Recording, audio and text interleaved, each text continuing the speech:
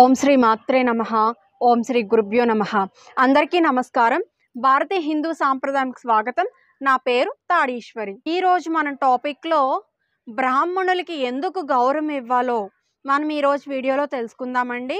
నిజం చెప్పాలంటే అండి, మనం అందరం కూడా ఆ భగవంతుడి నుంచి పుట్టినటువంటి వాళ్ళమే.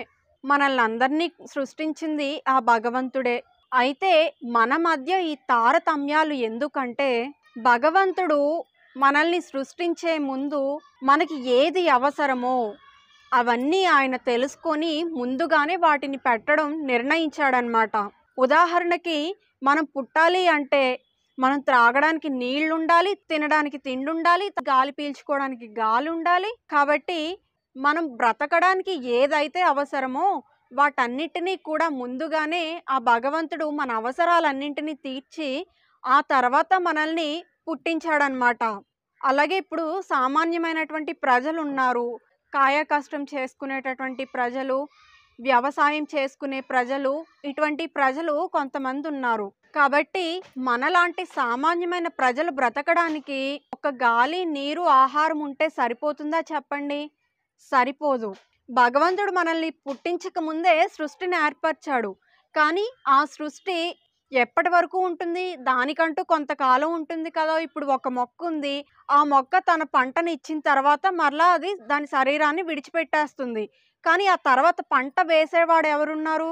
ఆ తర్వాత మరలా పంట వేసి జనం మొత్తానికి తిండి గింజలు పెట్టడానికి కావలసినటువంటి ఆహారం దొరకాలి అంటే మరలా పంట వేయాలి. ఆ పంటలు పండాలి అంటే భగవంతుడి యొక్క అనుగ్రహం ఉండాలి. అంతే కదండి, ఇదంతా ఆయన సృష్టిలోంచి వచ్చింది. కాబట్టి ఆయన దయ మన మీద ఉండాలి అంటే మనమేం చేయాలి? ఆయనకి కృతజ్ఞతగా యజ్ఞాలు, హోమాలు లాంటివి చేయాలన్నమాట. యజ్ఞాలు, హోమాలు లాంటివి చేస్తే ఆయన సంతోషించి మరలా మనకి ఆ పంటలు పండేటట్లు చేస్తాడనమాట. ఎందుకంటే ఆ యజ్ఞంలో కూడా మనం దేవతలకి కొంత ఆహారాన్ని అయితే పెడతామన్నమాట. కాబట్టి ఆ అగ్ని ముఖం ద్వారా ఆ ఆహారాన్ని వాళ్ళు స్వీకరించి వాళ్ళ ఆకలిని తీర్చుకొని మరలా మనకి పంటలు పండడానికి వాళ్ళు ఆశీర్వదిస్తారనమాట. కాబట్టి ఇప్పుడు ఒక రైతు ఉన్నాడు, ఆ రైతు పొద్దుటే లేచి వ్యవసాయమే చేస్తాడా, లేకపోతే వేద మంత్రాలే నేర్చుకొని వేదాన్ని పఠిస్తూ యజ్ఞం చేస్తూ కూర్చుంటాడా చెప్పండి? ఆ వ్యవసాయం చేసుకునేటటువంటి వ్యక్తిని వచ్చి పంటలు పండాలంటే యజ్ఞాలు చేయాలి, కాబట్టి నువ్వు యజ్ఞం చేస్తూ ఉండు అని చెప్పేమే అనుకోండి, అక్కడ పంట పండించేవాడు ఎవడుంటాడు చెప్పండి? కాబట్టి భగవంతుడు మనుషుల్ని సృష్టించాడు, అందరూ సమానమే.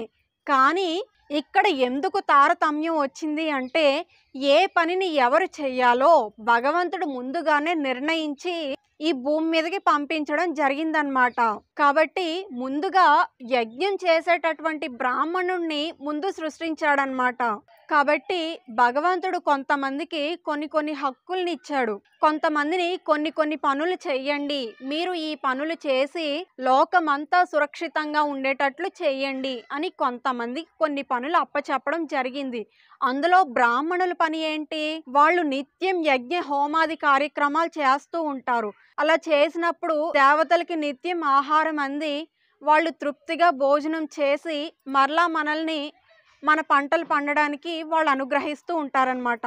కాబట్టి బ్రాహ్మణుడు చేసే పని నిత్యం యజ్ఞ హోమాది కార్యక్రమాలు చేసి సమస్త ప్రపంచానికి, ఈ సమస్త సృష్టిలో ఉన్నటువంటి జీవాలకు ఆహారం దొరికేటట్లు చేస్తాడనమాట ఆ యజ్ఞ హోమ కార్యక్రమాలు అవి చేసి. అలా బ్రాహ్మణుడు ఆ యజ్ఞ హోమాలు చేసిన తర్వాత దేవతలు సంతోషించి వర్షాలు పడేటట్లుగా చేస్తారు. కాబట్టి ఆ వర్షాలు పడితే ఆ వ్యవసాయదారుడు ఎవరైతే ఉన్నారో చక్కగా పంటలు అవి పండించి మరలా మన సమస్త సృష్టికి ఆహారం దొరికేటట్లు చేస్తాడనమాట. కాబట్టి బ్రాహ్మణులు చేసేటటువంటి ఆ యజ్ఞ హోమ కార్యక్రమాల వల్ల సమస్త సృష్టికి న్యాయం జరుగుతుంది. కాబట్టి సమస్త సృష్టికి అక్కడ ఆహారం దొరికి సురక్షితంగా ఉంటుంది. కాబట్టి బ్రాహ్మణుణ్ణి భూలోకంలో ఉన్నటువంటి దేవత అని పిలిచారనమాట. బ్రాహ్మణుడు అంటే సాక్షాత్తుగా బ్రహ్మదేవుడితో సమానం అని మనకు పురాణాల్లో చెప్తూ ఉంటారు. బ్రహ్మదేవుడితో ఎందుకు సమానమయ్యాడు బ్రాహ్మణుడు అంటే, ఉదాహరణకి మనమే ఉన్నాం, మన కుటుంబంలో ఒక వ్రతం చేయించాలన్నా, ఒక పెళ్లి జరిపించాలన్నా, ఆఖరికి ఒక తద్దిన కార్యక్రమం జరిపించాలన్నా బ్రాహ్మణుడు ఉండాలి. బ్రాహ్మణుడు లేకపోతే మనం ఒక పెళ్లి చేసుకోగలమా? ఒక వ్రతం చేసుకోగలమా? అసలు ఏం చేసుకోగలం చెప్పండి?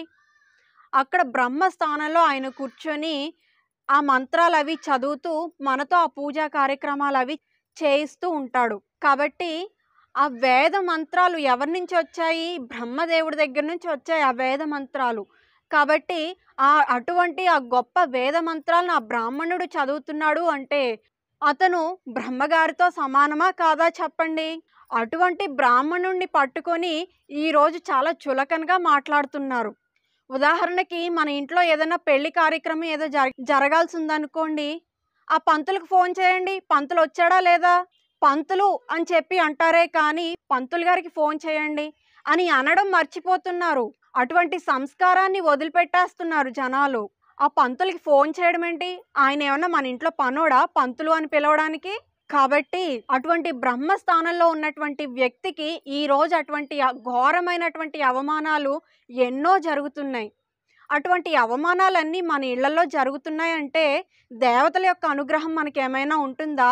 ఇప్పుడే కదా చెప్పాను, బ్రాహ్మణుడు అంటే బ్రహ్మగారితో సమానం అని చెప్పాను.